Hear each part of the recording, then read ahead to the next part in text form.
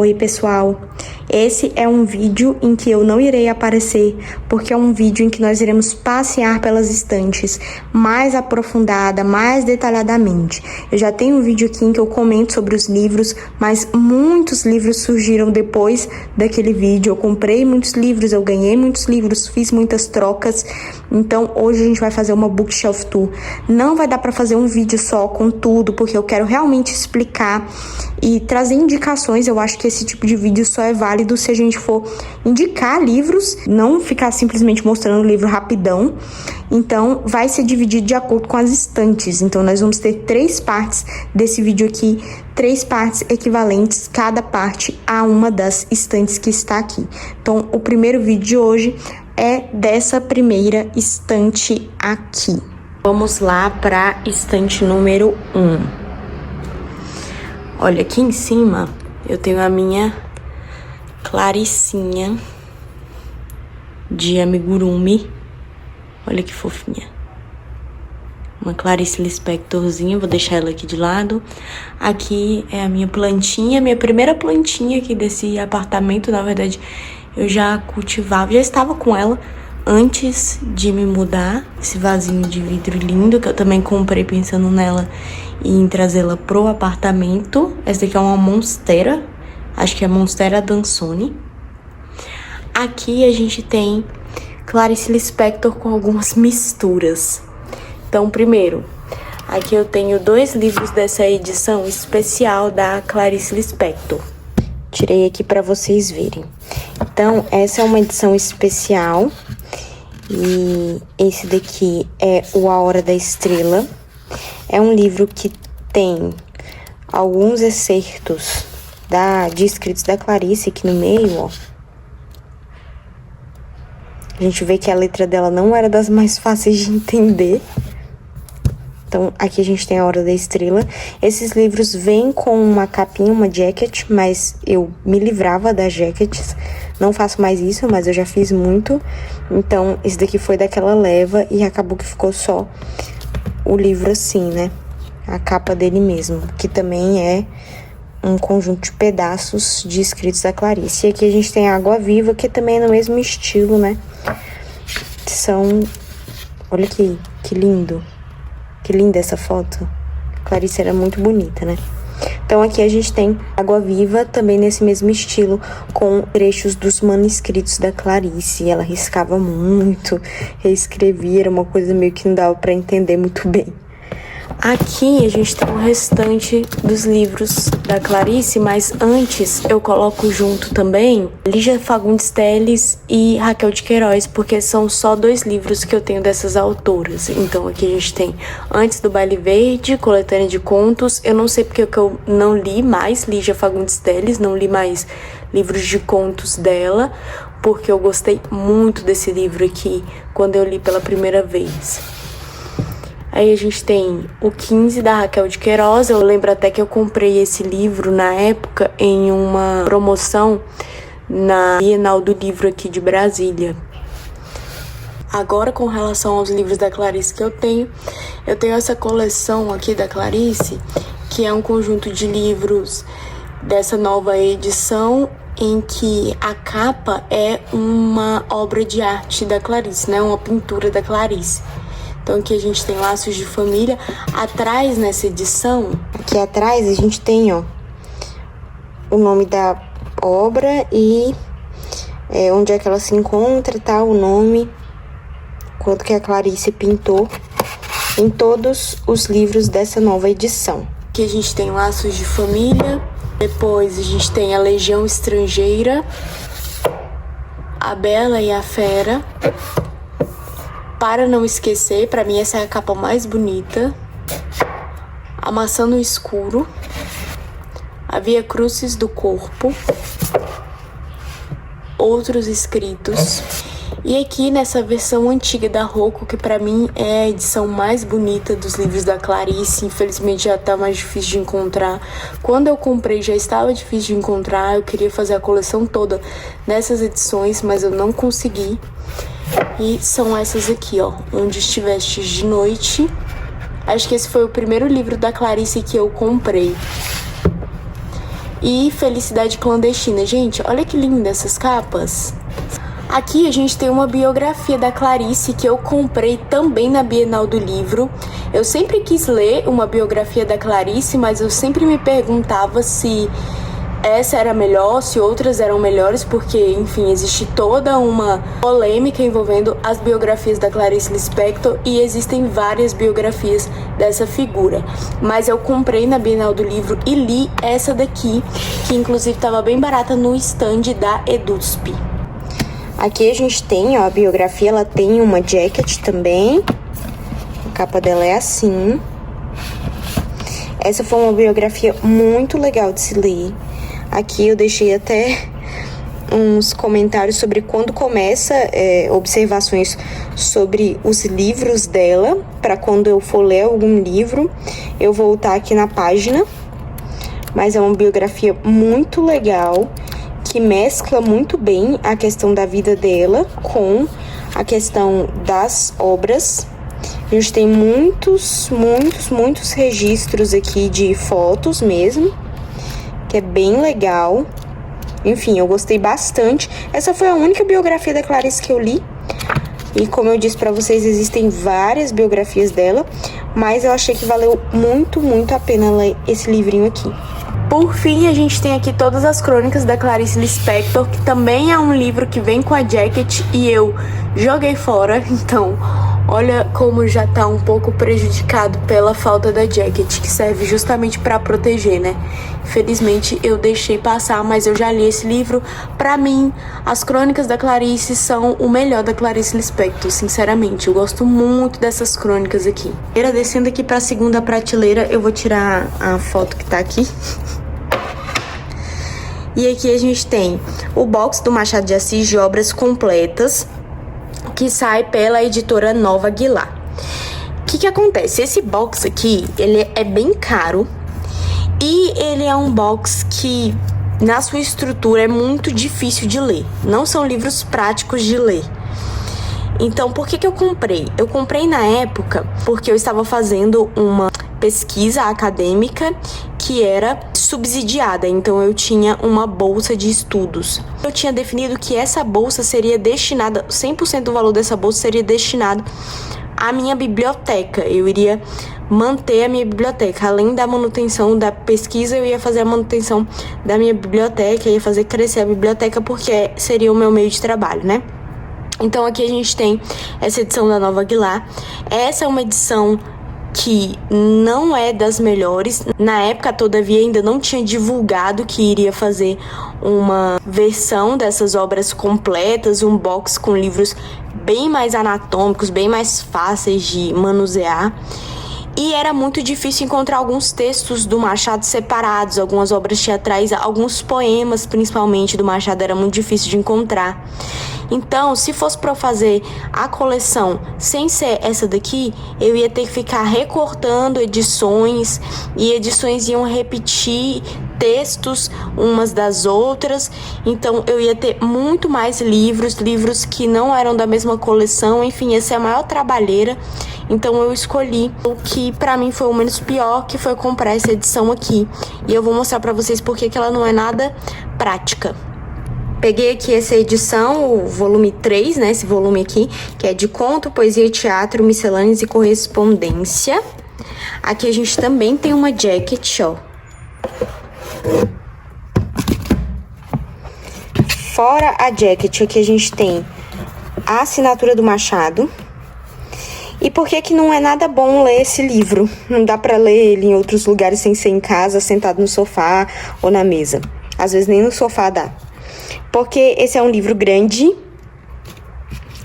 e o papel dele é aquele papel bíblia. Super fino. Inclusive não dá pra fazer anotações direito. Deixa eu abrir aqui.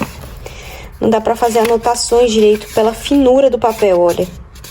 É um dos meus livros preferidos da vida. Aqui eu tenho Memórias Póstumas em mais 2 edições, além dessa edição aqui.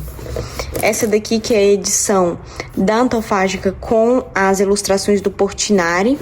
Essa é uma edição super confortável de ler, porque a diagramação é muito boa. Ela vem com essa... Eu não sei se a Antofágica ainda faz isso, de enviar postais. junto com o livro. Mas olha a diagramação, gente. Olha o espaço aqui dos lados. Muito, muito, muito bom. E tem as ilustrações do Portinari. Aqui, por exemplo.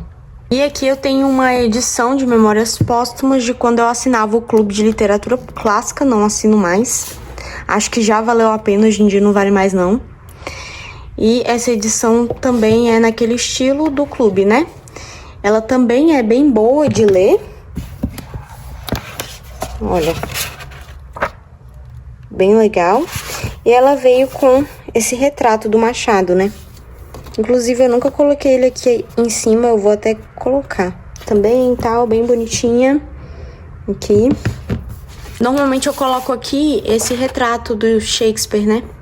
Mas eu tinha tirado e colocado pra cá, então eu vou colocar agora esse retrato do Machado. Aqui a gente tem os 50 contos do Machado de Assis, nessa edição listrada da Companhia das Letras. Eu acho que esse foi o primeiro livro completo do Machado que eu li. O primeiro livro da biblioteca, com certeza é. Esse livro aqui é muito legal para quem quer conhecer um pouco mais de Machado de Assis.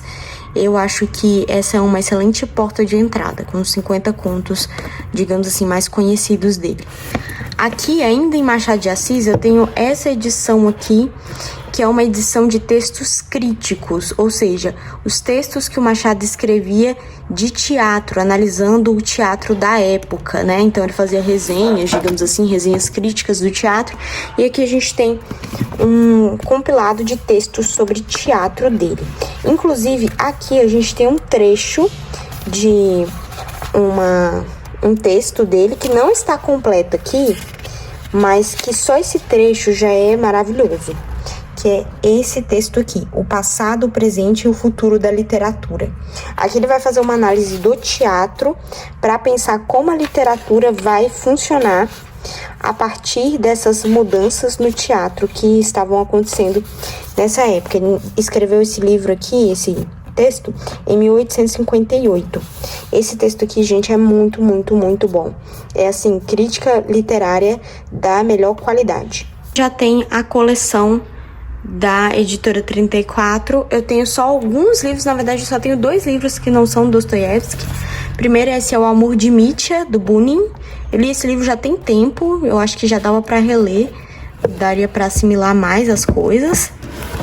Aqui eu tenho Capote e Outras Histórias do Gogol.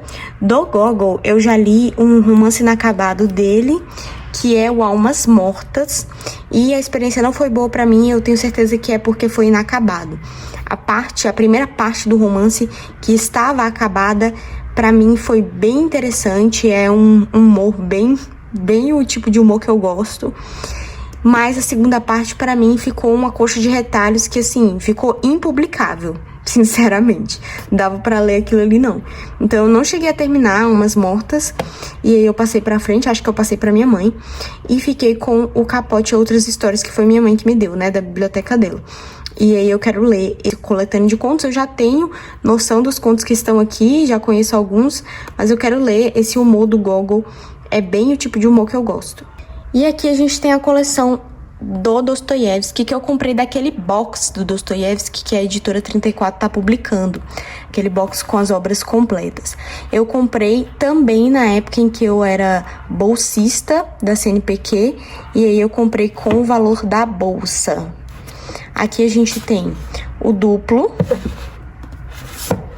O Eterno Marido, Memórias do Subsolo, duas narrativas fantásticas que contêm Adócio e O Sonho de um Homem Ridículo. Esse daqui é um dos meus livros, se não for o meu texto preferido da vida, O Sonho de um Homem Ridículo. Eu sugiro a todo mundo, conhece ou não Dostoiévski, que leia O Sonho de um Homem Ridículo. Crônicas de Petersburgo, tem resenha aqui no canal para esse livro, que é pouco conhecido, Dostoiévski, é uma coletânea de crônicas que ele publicou no jornal. O Crocodilo e Notas de Inverno sobre Impressões de Verão. Um Jogador, Noites Brancas, A Senhoria, Nietoshna Niesvanova, A Aldeia de Stepanchikovo, não sei se é assim se pronuncia, Dois Sonhos, O Sonho de Títio e Sonho de Petersburgo em verso e prosa, Uma História Desagradável, que é realmente uma história bem desagradável, Um Pequeno Herói, Bobok, Gente Pobre. E aqui a gente tem do Bulgakov, O Mestre e Margarida. Eu não tinha esse livro, mas eu ganhei da minha mãe, da biblioteca dela, que ela ia se desfazer, né? Então eu tenho aqui Bulgakov, nunca li nada do Bulgakov. Aqui a gente tem pra mim, dos romanções do Dostoiévski, eu acredito que esse seja, assim, o que mais mexeu comigo, que é Os Demônios. Esse livro aqui é muito bom, gente, é muito bom. Foi uma das minhas melhores leituras do ano em que eu li esse livro. Eu acho que ficou no top 3, eu acho que ficou em segundo lugar, se eu não me engano, ou ficou em primeiro. Se você quer saber a minha lista de melhores do ano em que eu li Os Demônios, tá lá nos meus destaques do Instagram. O Instagram tá sempre por aqui em algum lugar. Escritos da Casa Morta, O Adolescente, Humilhados e Ofendidos, Crime e Castigo, Contos Reunidos, O Idiota, Os Irmãos Karamazov. Uma biografia condensada do Dostoiévski, escrita pelo Joseph Frank. Eu cheguei a ler dessa biografia a parte específica sobre os demônios, quando eu estava fazendo a leitura dos demônios. Então, assim, História e Mito em Os Demônios. Então, assim, esse livro, ele é muito bom para você fazer uma leitura dos capítulos que fazem referência aos grandes romances dele, porque o autor vai se dispor a escrever alguns capítulos, ou às vezes só um capítulo, sobre os grandes romances do Dostoiévski. Então, serve como uma leitura de apoio também. E a gente vem aqui para a terceira prateleira. Aqui a gente tem o Léxico de Guimarães Rosa, que sai pela EDUSP. Esse livro eu também comprei na Bienal do Livro. E ele é muito interessante para quem gosta de Guimarães Rosa. Eu acho que isso aqui é muito legal. Gente, isso aqui é uma pesquisa da Nilce Santana Martins, que foi publicada pela EDUSP, e é um léxico mesmo do Guimarães Rosa. Então, você tem as palavras aqui, e aí você tem o significado, a passagem em que essa palavra apareceu, e você tem de onde que o Guimarães Rosa tirou essa palavra. E às vezes é ele mesmo que inventa, né? Que inventou essas palavras. Mas às vezes ele tira de algum vocabulário específico, de alguma língua específica, de uma região específica do país. Então a gente tem aqui, por exemplo, espavento. Aí você tem o trecho em que aparece essa palavra espavento, o significado, espanto, susto, e aí você tem de onde saiu essa palavra. Então, assim, é um prato cheio para quem gosta de Guimarães Rosa. Esse trabalho da Nilce é muito interessante mesmo. Aqui embaixo a gente tem alguns livros de crítica literária, de história da literatura e tal. Então aqui eu tenho 2 dicionários, né? Um francês e um inglês. Aqui eu tenho História Concisa da Literatura Brasileira do Bose. Esse daqui é um clássico. Todo mundo que faz literatura, faz curso de letras, que esteja voltado à língua portuguesa, conhece esse livro aqui, mas ele é um livro bem, como diz o título, conciso. Então ele não é um livro que vai se deter muito, ele tem comentários muito breves sobre as obras literárias. De qualquer forma, serve bastante como consulta. Tem a História da Literatura Brasileira do Marçal de Moisés, que é um pouquinho maior, tem 3 volumes, aqui eu só tenho 2, mas que se detém um pouco mais nas coisas, explica um pouco melhor as coisas, é um pouco mais completa do que a do Alfredo Bose. Aqui eu tenho o primeiro volume, Das Origens ao Romantismo, e o segundo volume, do Realismo à Belle Époque. Aqui eu tenho a História da Literatura do Carpeaux. Quem não conhece o Carpeaux, gente, conheça. É muito interessante. Os ensaios dele também são muito referenciados. E é muito interessante a história de vida do Carpeaux. Ele era austríaco, ele vem para o Brasil e, assim, ele se apaixona pelo Brasil e aprende muito rápido o português e se torna realmente um estudioso da literatura brasileira, de forma que ele, assim, faz uma simbiose com a nossa cultura, mesmo sendo um austríaco, né? E aí ele se torna uma grande referência no estudo de literatura brasileira e de literatura mundial. Aqui a gente tem uma história da literatura geralzona, que envolve vários e vários países. Ele também foca na Europa, ele também fala do Brasil, mas o foco aqui é mais a literatura europeia. E aí existem várias versões. Isso aqui é um livro só, digamos assim, às vezes ele é publicado como 3 livros, mas aqui a Leia publica ele como livros separados de acordo com a escola literária, o que eu acho maravilhoso para consulta, muito mais fácil para consultar e muito mais fácil para levar na bolsa, para os lugares. Então, quando eu fazia faculdade, eu levava e lia no ônibus, e era muito fácil ler até quando eu estava de pé no ônibus, porque são livros pequenininhos, pocket.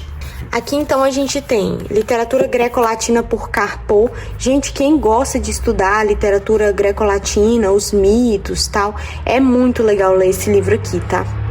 A Idade Média por Carpo, O Renascimento e a Reforma, O Barroco e o Classicismo, O Iluminismo e a Revolução, o Romantismo, o Realismo, o Naturalismo e o Parnasianismo, Fim do Século, o Modernismo e as tendências contemporâneas.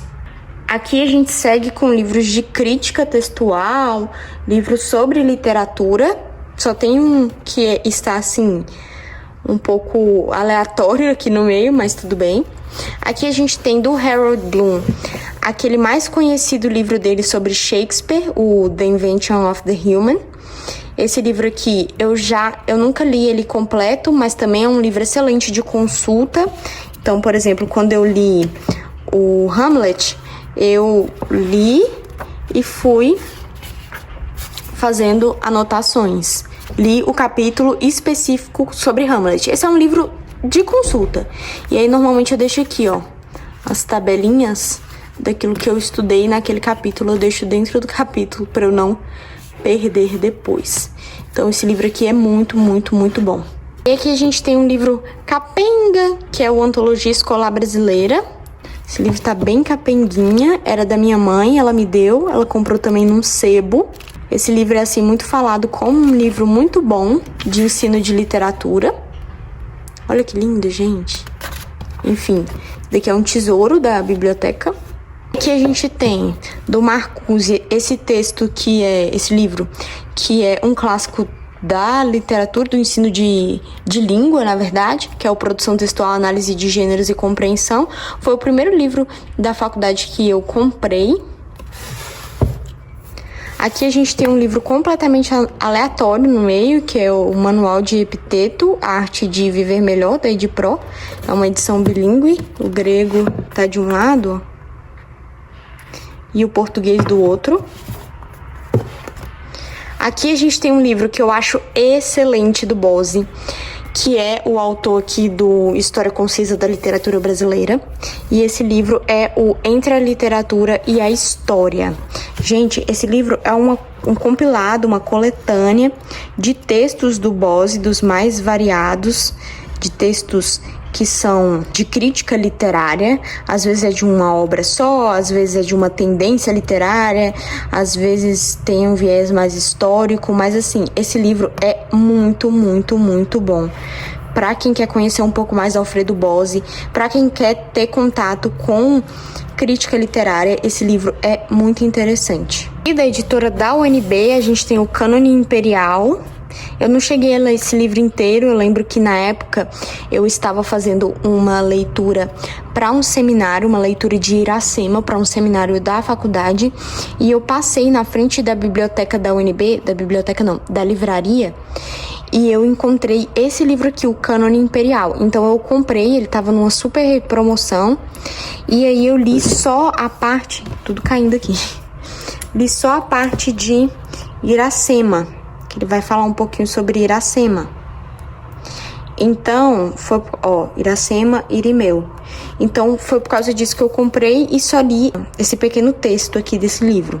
Aí aqui a gente tem alguns livros que são da prova que eu fiz para ingressar no mestrado em literatura. Então, eu comprei alguns livros específicos para isso. Entre eles, esse livro aqui do Campanhon, O Demônio da Teoria. Esse livro é mais complexo, é para quem realmente conhece literatura, é estudioso, formal, assim, da literatura. Então, esse O Demônio da Teoria, Literatura e Senso Comum. Mas ele é um livro bom.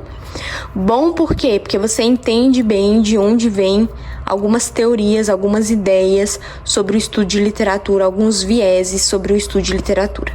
Não compactuo com as ideias do Campanhon aqui, com muitas delas, inclusive eu fiz depois um texto voltando para essas ideias que estão aqui para poder, enfim, expressar minha opinião sobre eles. Então, não é um texto que definitivamente não é um texto que condiz com a minha ideia sobre literatura, mas é um livro muito importante para você entender como se pensa a literatura hoje em dia.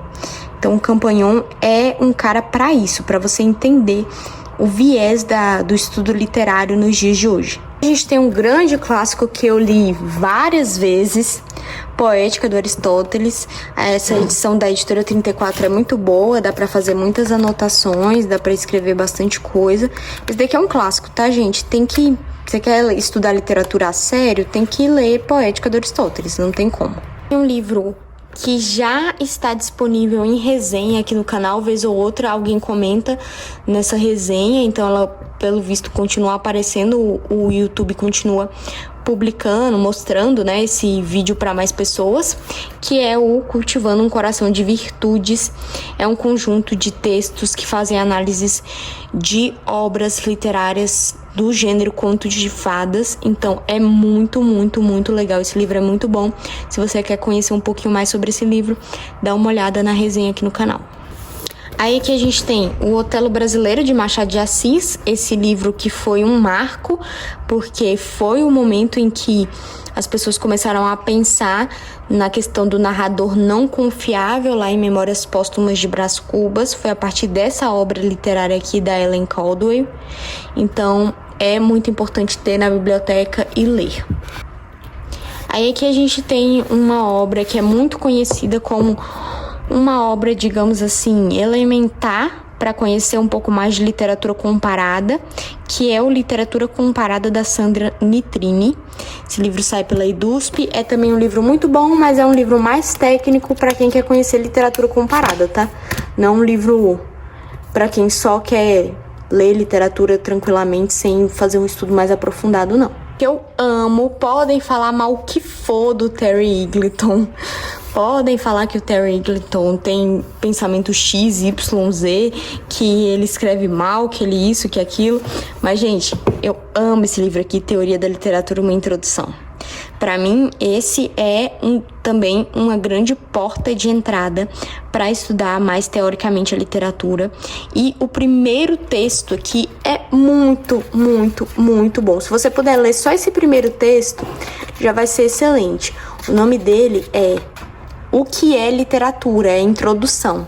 Gente, esse livro aqui é uma maestria para você entender como que se constrói um pensamento quando você está escrevendo. Então, também é uma aula de escrita e é muito, muito, muito bom. Outro livro excelente que eu usei para produzir meu projeto de pesquisa para ingressar no mestrado é esse livro aqui do Antônio José Saraiva, Iniciação à Literatura Portuguesa. Esse livro é muito, muito, muito bom. E ele também é um bom livro de consulta, se você quiser consultar esse livro para entender um pouco mais de algum autor português, de algum movimento das escolas literárias portuguesas, também é bem interessante. A gente tem um livro que eu acho que não dá para encontrar mais, eu comprei num sebo, que é O Surrealismo na Poesia do Jorge Lima, dessa coleção Memória das Letras, que saía pela editora da PUC do Rio Grande do Sul. É uma pesquisa também sobre a obra, a poesia do Jorge Lima, e na época eu queria conhecer um pouco mais da poesia do Jorge Lima, porque eu estava em dúvida se eu falaria sobre Jorge Lima na minha dissertação de mestrado, então por isso que eu comprei esse livro aqui. Tem esse livretinho pequenininho do Tolstói em que ele destrói Shakespeare. Ele considera Shakespeare assim, desconsidera, né? Não dá nem pra falar que ele considera, ele desconsidera Shakespeare e o drama. Tem muito absurdo aqui, tá? Tolstói, assim, já tava um pouco biruta, mas é interessante de ler. Um livro muito bom que eu também comprei na última Bienal do Livro aqui de Brasília é esse aqui. É uma pesquisa do Carlos Cortez Minchilo, que sai pela EDUSP, é a tese de doutorado dele. Érico Veríssimo, escritor do mundo, ele vai falar mais sobre Érico Veríssimo. Gente, pra quem gosta de Érico Veríssimo, isso aqui é muito, muito bom. Olha o tanto que eu marquei, olha o tanto que eu escrevi, olha o tanto que eu... Sabe? Gente, foi muito bom. Eu estava num período que eu estava imersa em Érico Veríssimo, nas leituras de Érico Veríssimo, de O Tempo e o Vento. Isso aqui foi muito, muito agregador para mim. Essa coleçãozinha muito conhecida por quem é estudioso das humanidades, que é a coleçãozinha Debates. A gente tem aqui A Personagem de Ficção, que é um texto também muito conhecido, muito clássico. Esse texto é muito bom, é escrito pelo Antônio Cândido. Tem também outros escritores, porque aqui a gente tem uma coletânea de textos sobre personagens, e aí personagem no teatro, enfim.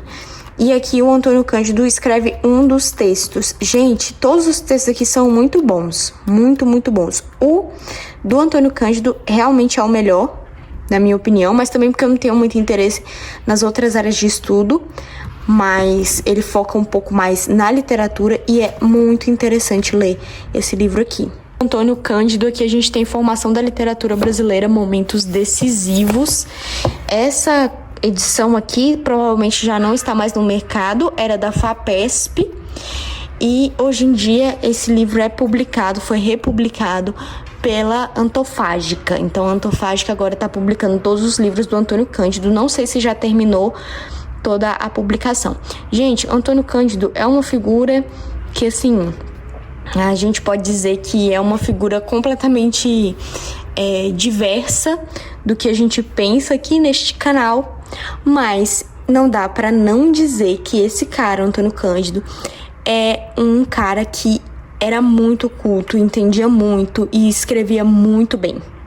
Então, para quem não conhece muito do Antônio Cândido, ele é um dos fundadores do PT, né?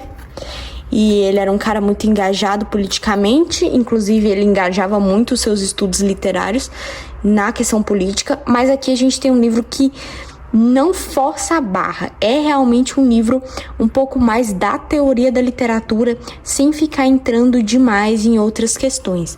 Então, para quem quer entender os primeiros movimentos literários, o arcadismo, o romantismo, o classicismo, é muito interessante ler esse livro aqui.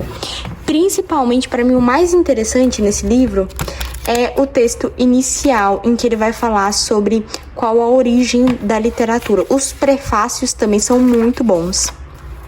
E a literatura como sistema é muito interessante. Ele vai dar um conceito aqui de literatura, o que ele pensa ser literatura, que é um conceito muito, muito, muito interessante. E aí, com base nisso, ele vai passar por toda a história literária ali das primeiras escolas literárias do Brasil. Aqui a gente tem literatura brasileira do Luiz Roncari, que sai também pela Edusp. Eu também comprei na época em que estava rolando uma super promoção, né, na Bienal do Livro, então valeu muito a pena. Dos primeiros cronistas aos últimos românticos, então a ideia é passar pelas escolas literárias até chegar ao romantismo. Esse é um livro super denso, olha a diagramação, que maravilhosa. Tem espaço para escrever, enfim, eu não cheguei a ler esse livro ainda, mas é um livro essencial. Fim, a última prateleira da primeira estante aqui a gente tem do Dumas, O Conde de Monte Cristo, saindo pela Clássico Zahar. Esse livro, gente, é muito divertido, é muito gostoso de ler. É assim, aquele livro delicinha para você ficar tranquilo, para você relaxar, quando você tá com leituras muito cabeça. Então, assim, ele é muito, muito legal. Ele é o único Dumas que eu li, mas é um Dumas muito gostosinho de ler. Os contos do Tolstói, contos 1 e 2, nesse box da Companhia das Letras. Aqui a gente tem um dos meus livros preferidos da vida, que é Vida e Destino, do Wassily Grossman. Esse foi o primeiro contato que eu tive com Wassily Grossman. E, gente, esse livro aqui é muito bom. Não tem como parar de ler. Ele é um calhamaço, ele é gigantesco, mas não tem como parar de ler esse livro quando você começa. Uma apaixonada pela escrita do Wassily Grossman, eu resolvi ler o A Estrada, que é uma coletânea de escritos dele, uma coletânea de textos, de crônicas, que é muito, muito boa. Inclusive, um dos textos aqui, que é o A Madonna, sobre a Madonna Sistina, sobre a experiência do Wassily Grossman vendo a Madonna Sistina pela primeira vez, a exposição em que ele foi, é um dos meus textos preferidos da vida, e eu comentei sobre ele num vídeo aqui no canal em que eu falo sobre textos curtos que, assim, me mudaram a minha maneira de pensar ou de ler. E esse texto, assim, ele é de uma beleza gigantesca. Só esse texto já vale essa coletânea inteira aqui, mas os outros também são muito bons. Aí aqui a gente tem um contemporâneo russo, que são contos de fadas assustadores, contos escritos pela Lyudmila Petrushkevai. Não dá, gente, não dá pra ler. Não dá pra ler o nome dela. Mas é um texto contemporâneo, russo. Tem uma ideia de ser bem maluco, assim, aquela coisa bem estranha e bem insólita. Esse é um livro insólito. Então, se você gosta de leitura insólita, leia esse livro. Se você não gosta, passa longe. Aqui começa a poesia, primeiro Todo Amor, do Vinícius de Moraes. Esse livro é tão lindo, essa edição é tão bonita, gente, olha isso. Podiam fazer mais textos do Vinícius de Moraes nessa edição, mas eu nunca mais vi. Olha que lindo, gente. São umas colagens e tal. É muito bonito. Aqui a gente tem Invenção de Orfeu, do Jorge Lima. Jorge Lima precisava ser mais conhecido no nosso país. Ele é um modernista brasileiro, mas um pouco dissidente, uma coisa meio Cecília Meirelles, tal, uma coisa que a gente não estuda tanto na escola. E é um modernista, assim, muito, muito bom. Um cara muito católico, então ele era daquela vertente católica em que está situado também o Gustavo Corsão. Eles eram até amigos, se eu não me engano, eles eram amigos. Então é meio dessa vertente aí. E leiam A Invenção de Orfeu. É um texto difícil de ler, não é fácil, mas é um texto muito bom. Para quem gosta de poesia, e olha que eu nem sou uma pessoa tão da poesia assim, é muito bom. Aqui a gente tem Morte e Vida Severina, do João Cabral de Melo Neto. Essa edição da Alfaguara não tem só Morte e Vida Severina. Eu gosto muito de Morte e Vida Severina, acho lindo, um texto muito bonito. Mas aqui também tem um texto que eu acho, assim, grandioso e pouca gente fala, que é o Rio. É, digamos assim, uma passagem pelo rio, o rio falando com a gente. Também em verso, também poema, né? Muito, muito, muito bom. Então, eu recomendo essa edição aqui, porque ela tem outros textos que não somente apenas Morte e Vida Severina. A gente tem do Mário Quintana, Segundo Olhar. Esse foi o único livro do Mário Quintana que eu já li, mas são poesias, assim, bem singelas, bem bonitas e simples e singelas.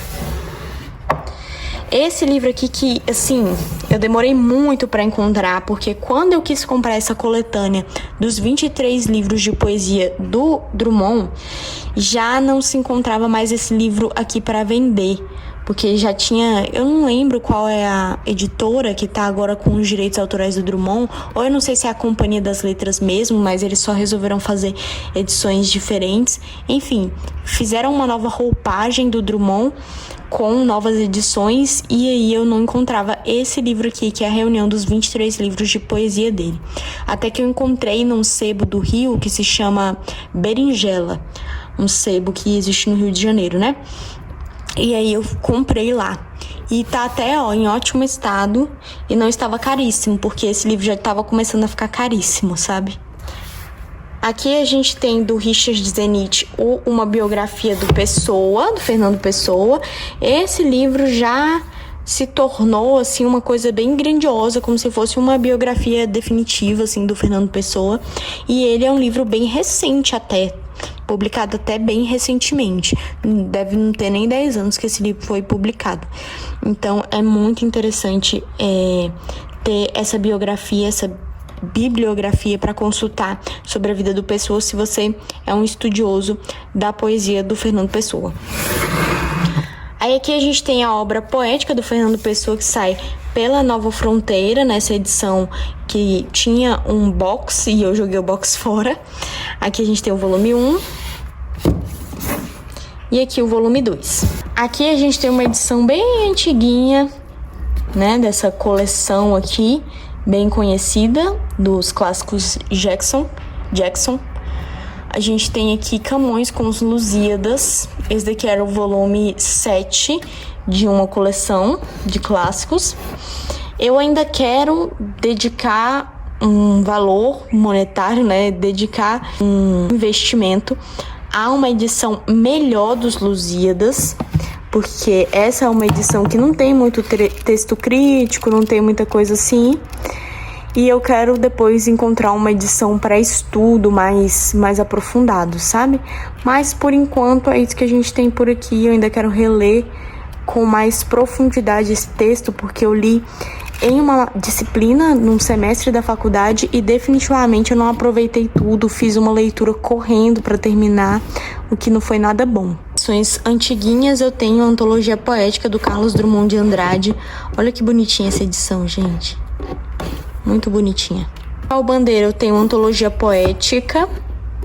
Eu gosto bastante desse livro. Eu acho que esse daqui foi, desses livros aqui, foi o primeiro livro de poesia que eu comprei e li. Então ele tem um valor assim pra mim, ainda quero reler, mas quando eu li pela primeira vez eu fiquei assim chocada, meio impressionada. Então vamos ver se essa impressão permanece ou se o amadurecimento nos estudos vai mudar isso. Aqui a gente tem Cecília Meirelles com O Romanceiro da Inconfidência. Se você nunca leu esse livro, gosta de literatura brasileira, leia, por favor. É muito, muito, muito bom e muito diferente de tudo que você possa pensar sobre literatura brasileira. Aqui a gente tem os poemas escolhidos do Gregório de Matos, nessa ediçãozinha da Companhia das Letras Listrada, né? Aqui em cima eu tenho também do Drummond esse Cadeira de Balanço, que é uma coletânea não de poesias, mas de crônicas. Foi muito legal, eu li esse livro, eu comecei a leitura nesse livro quando eu fui para o Rio de Janeiro, e eu comecei dentro do avião e fui lendo durante a viagem para o Rio, e foi muito legal ter essa experiência, de verdade. Eu tenho um livro que eu gosto bastante, é uma coletânea de sonetos clássicos da língua portuguesa. É dividido em duas partes, os sonetos que são de autores brasileiros e os sonetos de autores portugueses, e também é dividido por escolas literárias. Então é uma coletânea muito boa para a gente conhecer um pouquinho, conhecer mais novos autores que a gente não conhece e conhecer um pouquinho de cada escola literária. A gente tem a poesia completa da Emily Dickinson, o volume 1 e o volume 2, tá até trocado aqui, né? Que sai pela parceria da editora da Unicamp com a UNB. Quando essa coletânea com a poesia completa da Emily Dickinson saiu, ela estava custando muito caro e eu queria muito. E um dia eu fui à livraria da UNB, que fica dentro da UNB, e eu encontrei por um valor assim, que os dois eram um valor de um na Amazon. Na Amazon, que normalmente é mais barato. Então, assim, pra mim foi muito bom. Aqui a gente tem a poesia completa da Emily Dickinson, uma figura muito importante da poesia de língua inglesa, e uma edição muito, muito bonita, bilíngue, de um lado em português, de um lado em inglês, com textos críticos dos mais variados, com algumas ilustrações, algumas fotografias, e bem divididinho nos períodos de escrita da Emily Dickinson. Então, assim, é ouro isso aqui. Eu não sei se ainda existe essa edição, porque, assim, tudo que é meio outside, tipo editora da UNB, ninguém nem conhece direito a editora da UNB, não é das editoras universitárias, uma editora muito conhecida. Então, por ser meio outside, assim, eu não sei se ainda existe essa edição para comprar, mas ela é muito, muito, muito boa. A gente tem a Ilíada, Odisseia e Metamorfoses por essas edições da editora 34, que é bilíngue. A Ilíada, essa tradução do Trajano Vieira, a Odisseia também, são edições que têm uma tradução um pouquinho mais difícil de entender. E eu ainda não li essas edições. Quando eu li a Odisseia, eu li naquela versão da Penguin, com outra tradução do Frederico Lourenço, mas eu ainda pretendo pegar esses dois livros aqui para ler. Aqui a gente tem um dos meus livros preferidos da vida, que é Metamorfoses, do Ovídio. Se você quer ler uma coisa bonita de verdade, eu não sei nem o que é bonito, não sei nem o que é beleza. A lente tá muito suja pelos besteróis da literatura de hoje em dia, minha mente tá muito corrompida com o que é a cultura popular hoje em dia, que é tudo feio, extremamente feio. Eu quero conhecer alguma coisa bonita de verdade, pra eu saber, pra eu ter um parâmetro, uma régua do que é bonito e do que é feio. Leia esse livro aqui, Metamorfose do Ovídio. Você vai descobrir o que é algo bonito, o que é beleza, quando você lê esse livro aqui. Ele é muito, muito, muito bonito. Não é tão difícil de entender, tá? Pode parecer que seja. Aqui é uma edição bilíngue também. Pode parecer difícil de ler, mas não é tão difícil assim, tá? Pra você, talvez, que tenha muita dificuldade de leitura, talvez seja um pouco difícil, mas não é nada impossível. E é um livro muito bonito. Quando você for ler esse tipo de livro, não fica se atentando em tentar entender tudo nos mínimos detalhes. Tenha o prazer em ler algo belo, mesmo que você não entenda tudo completamente. Essa é uma forma de ver a leitura de Metamorfoses do Ovídio. Aí aqui a gente tem o livro de ouro da mitologia, do Thomas Buffin. Todo mundo fala, né, desse livro, que ele é um livro muito bom, não sei o que. Ele é um livro bem geralzão, tá? Bem geralzão. São recontos dos mitos clássicos, mitos muito conhecidos. E é até legalzinho, assim. Mas dá pra passar sim, com certeza. E aqui a gente tem os mitos gregos contados para jovens leitores. Esse livro, gente, da Clássico Zaha, ele é, primeiro, muito bonito. Esse ano eu vou ler esse livro com os meus alunos. Ele é muito bonito, ele tem imagens muito bonitas. E além de ser muito bonito, ele tem uma forma, uma escrita muito interessante para jovens leitores, realmente. E no início de cada um desses recontos, dessa recontagem dos mitos clássicos, existe também um texto crítico que vai explicar um pouquinho sobre esse mito. Então isso também é bem interessante. Então fica a indicação para quem tem filhos pré-adolescentes. Eu acho bem legal de introduzir os mitos gregos dessa forma, por esse texto aqui, por esse livro. É isso então, pessoal, a gente passeou aqui por essa primeira estante, ainda faltam duas, vai sair em breve essas outras duas estantes, e aí vocês aguardem. Mas se vocês já gostaram, deem um like. O Mike tá pedindo um like, ele tá pedindo para vocês se inscreverem no canal, acompanharem e buscarem aqui no canal os outros conteúdos, porque a gente já tem muita coisa publicada, né? Então fica aí o convite para vocês. E aguardem, porque amanhã e depois de amanhã sai a parte 2 e a parte 3 desse vídeo de Bookshelf Tour. Tchau, tchau!